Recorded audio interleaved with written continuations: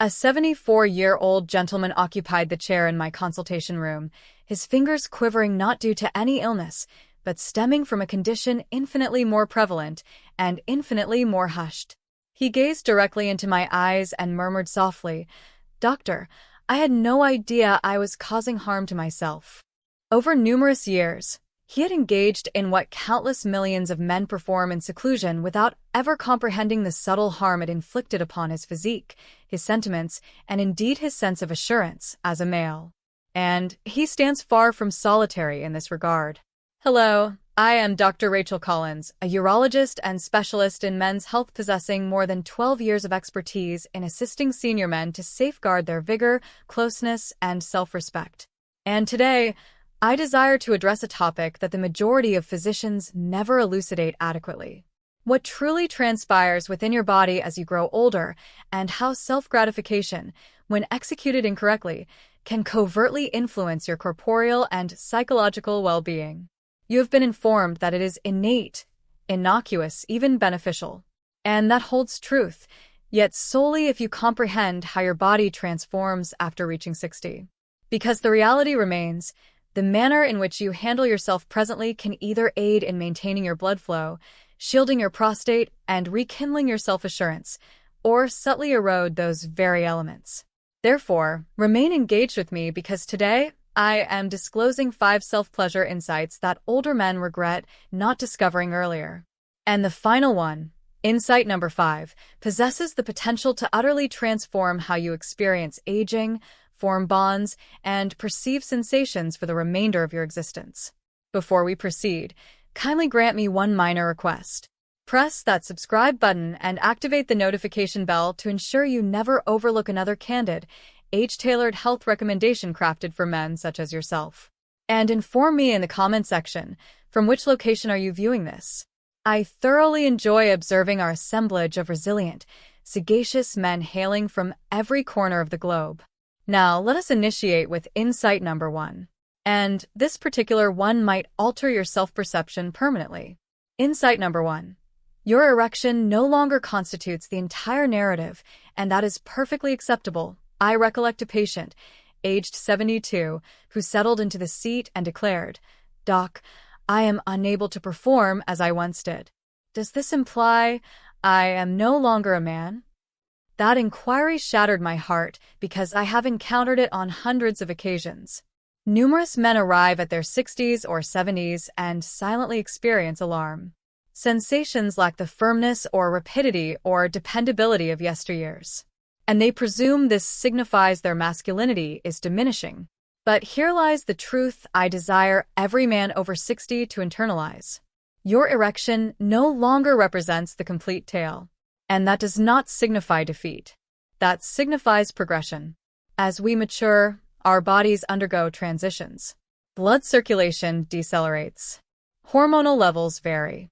Neural responses require extended duration. What formerly occurred automatically now demands patience and consciousness. Yet this does not indicate you are damaged. It indicates your body requests adaptation from you. The era in which you matured celebrated achievement, not presence. It linked manhood to endurance, not affiliation. No one informed you that delight, tenderness, and emotional proximity held equal importance, occasionally greater.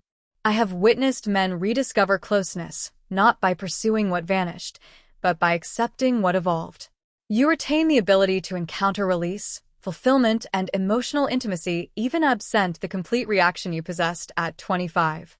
Because climax and erection differ fundamentally. Therefore, cease evaluating your value by firmness.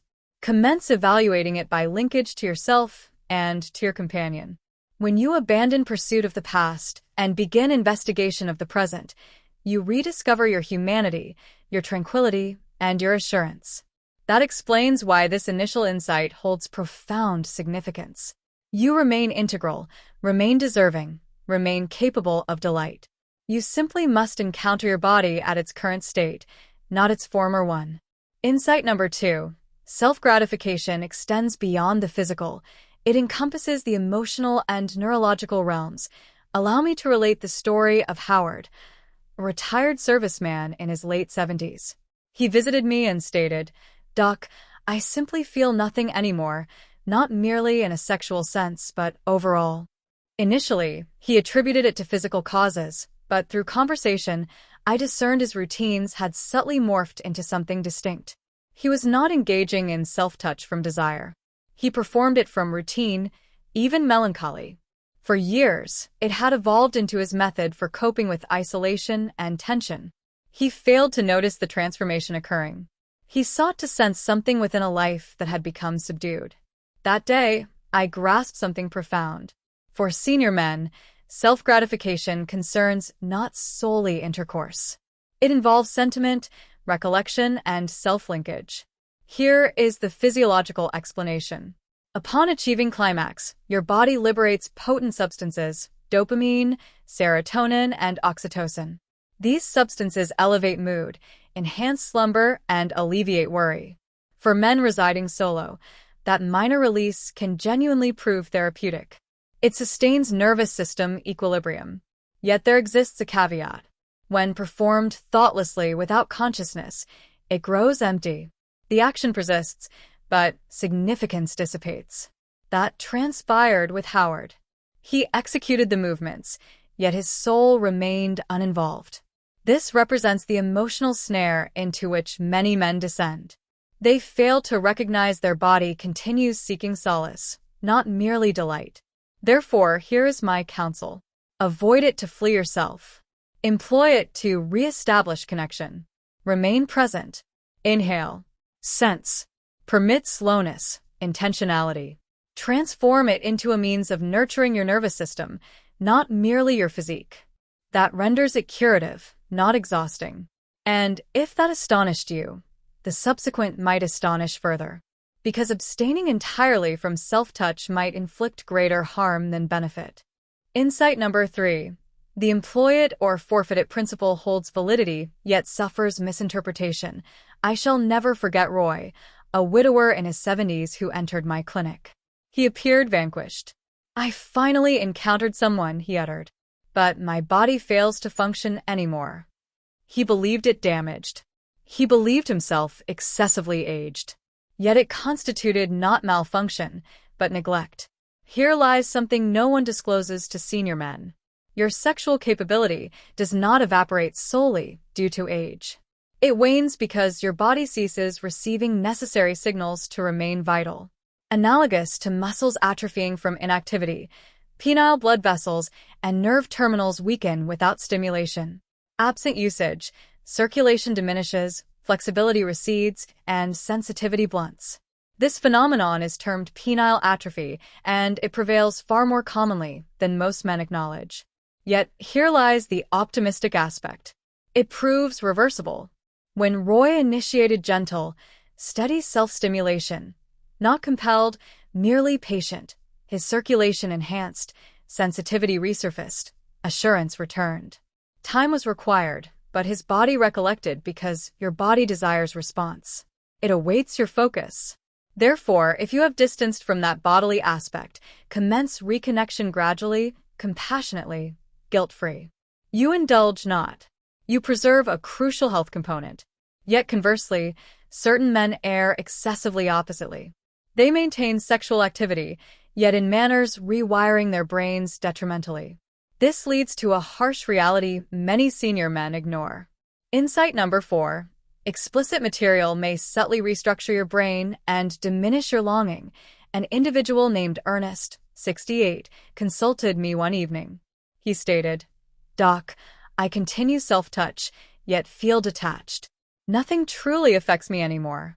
He attributed it to aging, but our findings revealed something profound and contemporary. Ernest utilized explicit content for years as primary stimulation, gradually rewiring his brain. Here is the physiological basis. Explicit material inundates your brain with dopamine, identical to addiction drivers. It conditions craving novelty, perpetual new visuals, swifter satisfaction, heightened intensity. Gradually, your reward mechanism ceases responding to ordinary touch, genuine connection, or imagination. It numbs to actuality.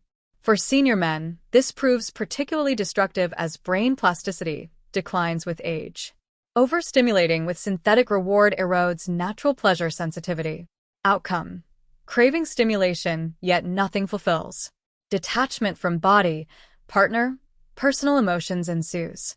That befell Ernest. He described feeling alive, yet not truly living. Thus, we collaborated to distance from screens gradually with empathy. Within weeks, bodily response resumed. Imagination revived. Desire felt authentic, not virtual.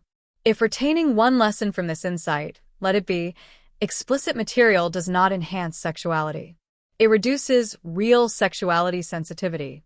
Substitute with presence, touch, respiration, sentiment. These constitute your natural enhancers now, and they endure far beyond any recording. Now, let us consolidate everything with one concluding truth unifying all.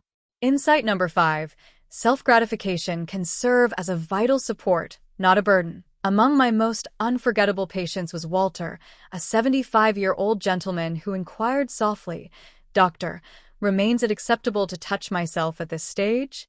He phrased it confessionally, not inquisitively, as though committing shame. I met his gaze and replied, "Walter, not only acceptable, it may rank among the most crucial actions remaining for your well-being. Here is the rationale. Mindful self-gratification sustains pelvic circulation. It maintains prostate health by facilitating fluid movement and minimizing stagnation. It elevates mood via endorphins and oxytocin. It enhances sleep.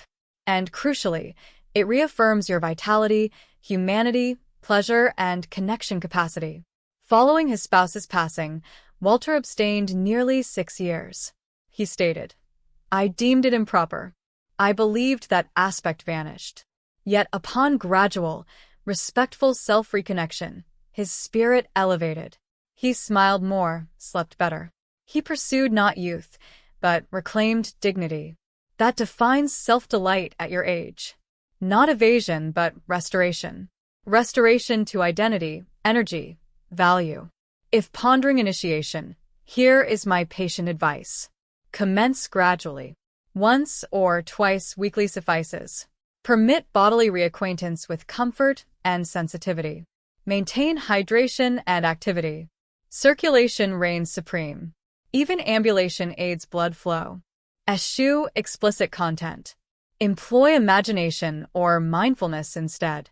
Inhale profoundly. Oxygen and awareness render stimulation more gratifying and healthful. Conclude calmly. Avoid climax haste. Savor the journey. You prove nothing. If viewing and thinking, too late for me. Listen attentively. It is not. I have assisted men in 60s, 70s, even 80s rediscover sensation, joy, assurance. Age erases not sexuality. It refines it. Your body yearns sensation. Your heart seeks connection. Your spirit merits honor. You remain unbroken, unfinished. Still masculine, merely wiser, gentler, mightier variant. Thus, concluding, recall these 5 truths.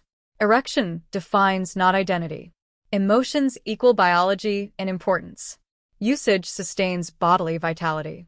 Explicit material desensitizes reality. Mindful self-delight connects you to health, serenity, dignity. If this resonated, comment below specifying which of 5 insights impacted most. And if prepared to continue learning confident, purposeful, strong aging, subscribe and enable notifications. Weekly, I provide candid, respectful direction for men like you because your narrative endures relevance. You remain visible, unfinished, vital. Much sensation awaits. Care for yourself, friend. I am Dr. Rachel Collins.